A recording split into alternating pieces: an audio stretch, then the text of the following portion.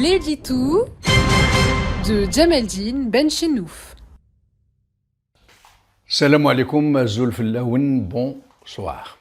Oui, nous nous impliquons tous, certains plus que d'autres, dans ce qui concerne la situation de notre pays.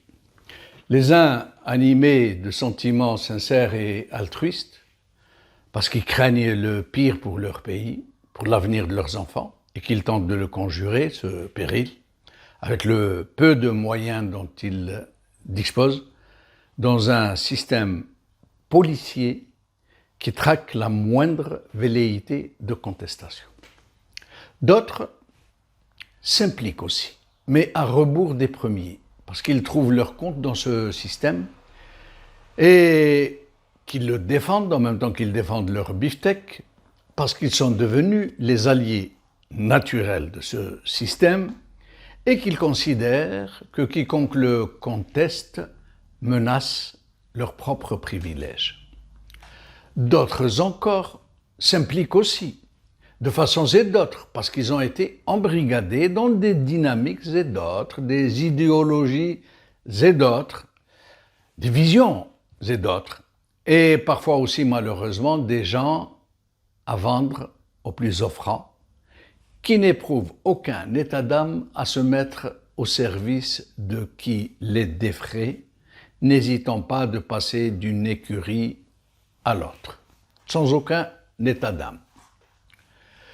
Oui, nous sommes nombreux à nous impliquer dans la vie de notre pays, mais nous ne sommes pas ensemble.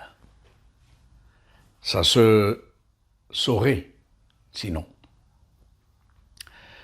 Ceux qui s'impliquent donc, d'une façon ou d'une autre, le font toujours en rang dispersé. Toujours en rang dispersé, si l'on accepte cette phase miraculeuse du Hirak. En rang dispersé, voire même les uns contre les autres, dans une indescriptible cacophonie, où chacun voit dans une direction, où chacun va dans une direction, où chacun blâme les autres de ne pas penser comme lui. C'est ainsi que dans nos différences et surtout dans nos divergences, nous ne pesons presque rien face à un régime qui reste, lui, dans une relative cohésion et qui a les moyens de mobiliser une armée de trolls en tout genre pour semer encore plus de confusion là où il n'y a aucune cohésion. Mais le pire est dans la masse, dans cette masse grise de nos compatriotes, qui ne s'impliquent pas de la plus petite façon, qui ne se sentent pas concernés, ou qui ne voient pas ce qu'ils pourraient faire, tout simplement, pour la simple raison que le système a tout fait pour les démobiliser, les débander, les figer dans l'expectative, la sidération, le coma politique. C'est cela, cette épaisse passivité qui explique la longévité du régime.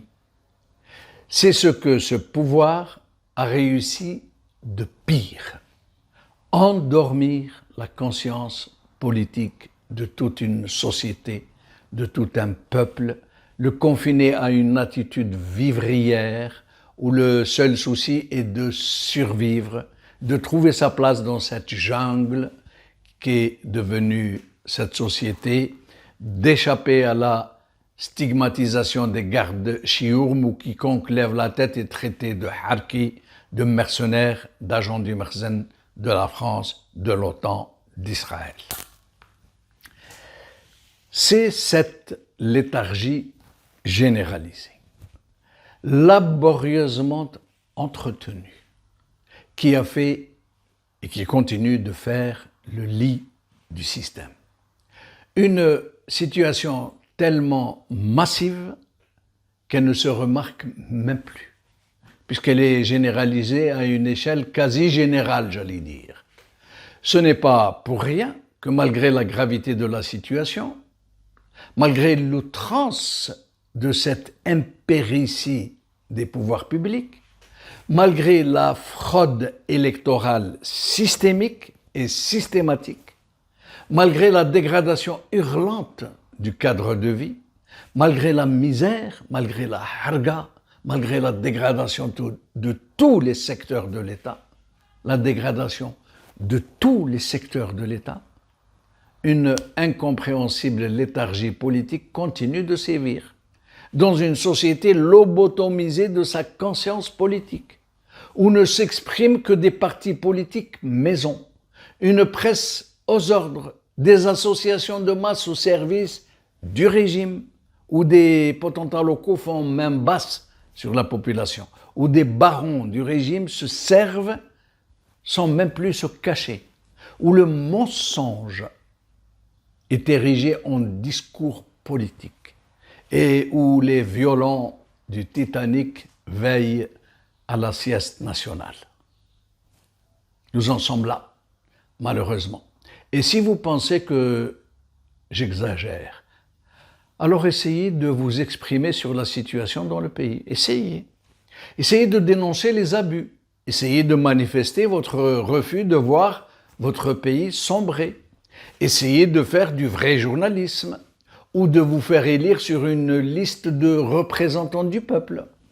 Essayez seulement et vous verrez que Big Brother veille au grain.